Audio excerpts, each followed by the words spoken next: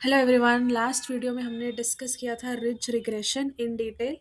Ridge regression को हम बोलते हैं ऑल्सो L2 रेगुलराइजेशन। ये मैं बताना भूल गई थी। L2 regularisation. ओके। आज हम पढ़ेंगे लासो रिग्रेशन। लासो रिग्रेशन को हम ऑल्सो बोलते हैं L1 रेगुलराइजेशन। और इसका पर्पस क्या रहता है? इसका पर्पस रहता है फीचर सिलेक्शन करना। फॉर एग्जाम्पल, आपके पास 10,000 फीचर्स हैं डेटा में, कॉलम्स, जैसे कि number of bedrooms, area, location, anything else can also be there. So let's say these are the feature that I have, some other xyz feature also there, and then there is output. So every single feature I can take as x1, x2, x3, right? If in this way I have 1,000 or 10,000 features, तो model train करना तो बहुत मुश्किल हो जाएगा ना। ठीक है, तो हम क्या करते हैं, जब हम लॉस फंक्शन बनाते हैं, ओके, या लेट्स से कोई भी फंक्शन, इसकी लाइन क्या होगी? सबसे पहले intercept theta zero plus theta one x one plus theta two x two plus theta three x three. Let's say मैं 4 फीचर्स ही लेती हूँ, ठीक है। तो लेट्स से स्टार्टिंग में जब मैंने सिंपल लीनियर रिग्रेशन या सिंपल लीनियर रिग्रेशन यूज़ किया है, तो इसकी वैल्यू है 70.6, इसकी है 10.5, इसकी है 5.2, इसकी है लेट्स से 2.5। तो जब मैंने इस पे लासो रिग्रेशन को इम्प्लीमेंट किया, तो ये सारे कोफिशिएंट्स की वैल्यू हो जाएगी डिक्रीज। मैंने बताया ही आपको, रिज में भी डिक्रीज होता है, लासो में भी वैल्यू डिक्रीज होती है। लेट्स से 5.1, इसका लेट्स से 2.7, और इसका वैल्यू लेट्स से हो गया 0। अगर मेरा थीटा थ्री ज़ीरो हो गया, तो यह पूरा का पूरा ज़ीरो हो जाएगा। दैट मीन्स मैं एक्स थ्री को कंसिडर नहीं कर रही एज अ फीचर। तो इसने कौन से फीचर सेलेक्ट करने के लिए हेल्प की? X one and X to.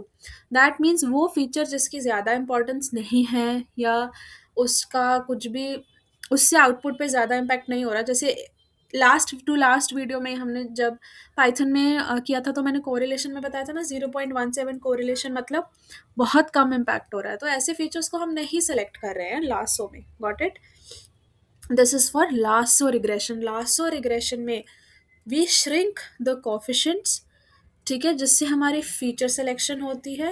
And coefficients और स्लोप्स और theta can shrink to zero as well. Okay, and it will help in feature selection. अभी इसका कोस्ट फंक्शन देख लेते हैं क्या होता है। पहले तो लीनियर फंक्शन का जो, लीनियर रिग्रेशन का जो कोस्ट फंक्शन है, उसे एज इट इज लिख लेते हैं। N H theta of X of I minus Y of I square plus lambda I equals to 1 to n slope, absolute value of slope, or you can say absolute value of theta. Square is not there. Okay, समझ में आया?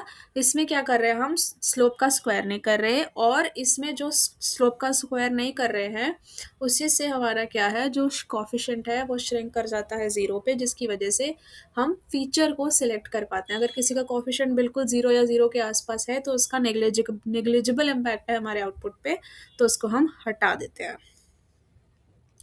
अब next क्या है? Next हमारे पास जो third regression मैंने आपको बोला था, मैं पढ़ाऊंगी आपको, दैट इज इलास्टिक नेट। जो इलास्टिक नेट है, it is combination of two, ridge plus lasso, दोनों है इसमें। ठीक है, रिज रिग्रेशन से आप क्या करोगे? रिड्यूस करोगे ओवरफिटिंग को, आपका मॉडल लर्न करना स्टार्ट करेगा, क्रैम नहीं करेगा। एंड लासो से आप क्या करेंगे? Feature selection. Got it? तो इलास्टिक नेट में हम दोनों को इम्प्लीमेंट करते हैं, और इसका कोस्ट फंक्शन क्या है? रिज प्लस लासो का कॉम्बिनेशन। पहले ये सिंपल लीनियर रिग्रेशन का H theta x of I hope अगर आपने पूरी वीडियोस लास्ट मेरी देखी है, तो आपको पता है कि ये इक्वेशन क्या है। प्लस रिज, रिज में क्या है? Lambda one. लेट्स सपोज इसे मैं लैम्डा वन एज्यूम कर रही हूँ यहाँ पे, क्योंकि दोनों को एक साथ दिखाना है। तो I am putting lambda one here, and this is going to be slope square, slope coefficient, or theta square also I can write. plus lambda 2 I equals to 1 to n theta of I absolute. Okay, so this part is for my ridge, this part is for plateau. And जो ये जो है slope की value, sorry lambda की value, जब ये increase होती है तो थीटा की वैल्यू डिक्रीज होती है, ये मैंने आपको रिज रिग्रेशन वाली वीडियो में बताया ही है। एंड अगर आप थीटा 1 को हाई प्रायोरिटी दोगे दैट मीन्स आप ओवरफिटिंग रिड्यूस करना चाहते हैं। अगर आप लैम्डा 2 को ज़्यादा प्रायोरिटी देते हैं दैट मीन्स आप फीचर सिलेक्शन में अपना डेटा सेट में ज़्यादा करना चाहते हैं। दोनों को एक टाइम पे करना है तो क्या यूज़ करना है, elastic net. So I hope L1 L2 regularisation and elastic net आपको क्लियर है।